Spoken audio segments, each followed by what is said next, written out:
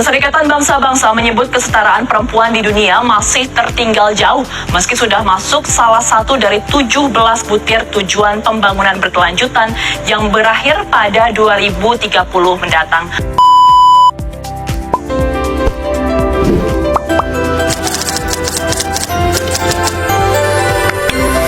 Halo teman-teman, pada video kali ini kita akan membahas topik tentang pembagian kerja berdasarkan gender yang memicu terjadinya ketidakadilan gender dalam masyarakat.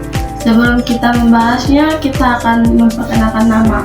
Perkenalkan, nama saya Revani Wanda dengan NIM 1224008 dan teman saya Clemenciana Nartidodo dengan NIM 1224034. Menurut Reva itu apa yang dimaksud dengan gender?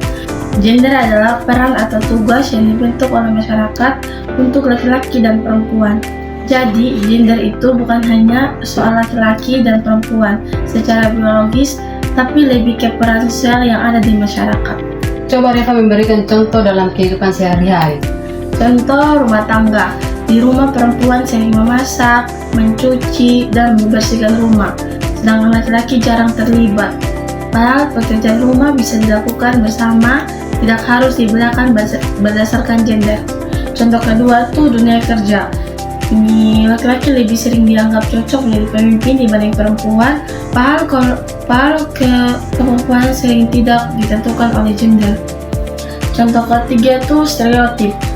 Seperti laki-laki harus kuat dan tidak boleh menangis, sedangkan perempuan harus lembut. Padahal semua orang punya perasaan dan hak yang sama. Contoh keempat tuh pendidikan teknologi.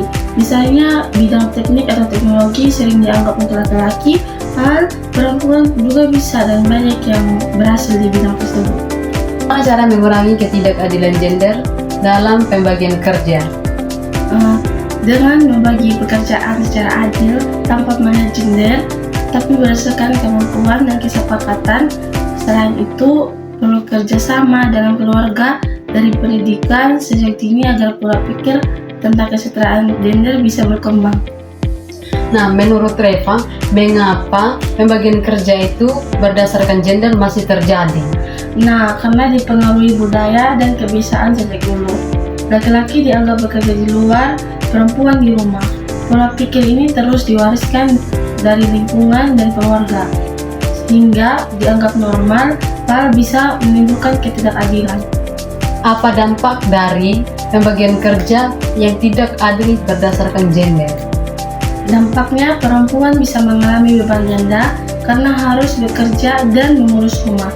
Selain itu, peluang kerja jadi tidak seimbang dan laki-laki juga bisa merasa tertekan karena dianggap harus selalu menjadi pencari nafkah utama.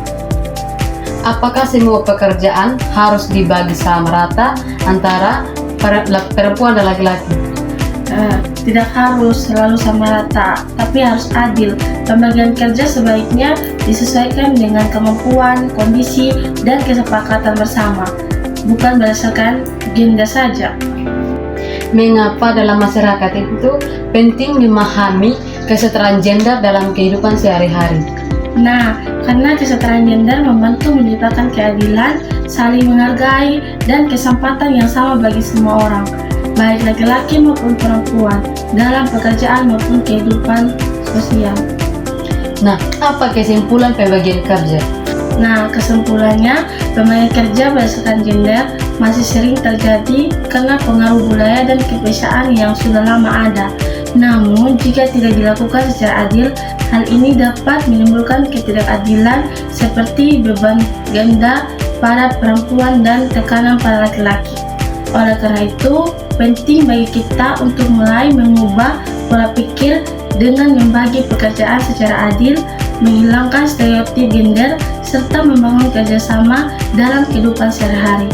Dengan begitu, kesetaraan gender dapat terwujud dan semua orang memiliki kesempatan yang sama tanpa dibatasi oleh gender.